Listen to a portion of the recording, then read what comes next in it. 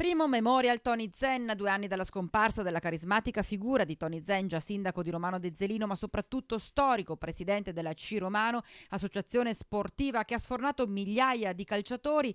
Chi l'ha affiancato, chi l'ha conosciuto, chi ha lavorato gomito a gomito con lui vuole rendergli omaggio nell'unica maniera che lui avrebbe apprezzato. Una partita di pallone coinvolgendo gli ex giocatori della C delle classi 92, 93, 94, 95.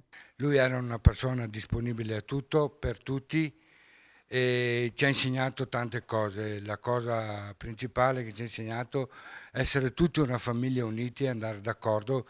E io sono partito per onorarlo perché in 9 anni ho imparato tante cose da questa persona.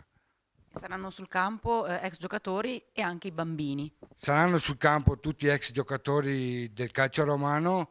L'entrata, ogni calciatore verrà accompagnato da un bambino, anche i bambini, tutti i bambini dell'ex calcio romano, per onorare queste giornate di festa come lui ci ha insegnato. Da 1 anno la Ciromano è scomparsa, i giocatori hanno rinforzato le fila dell'Eurocalcio Cassola, ma il ricordo dell'associazione calcistica per anni presieduta da Tony Zen è ancora vivo più che mai.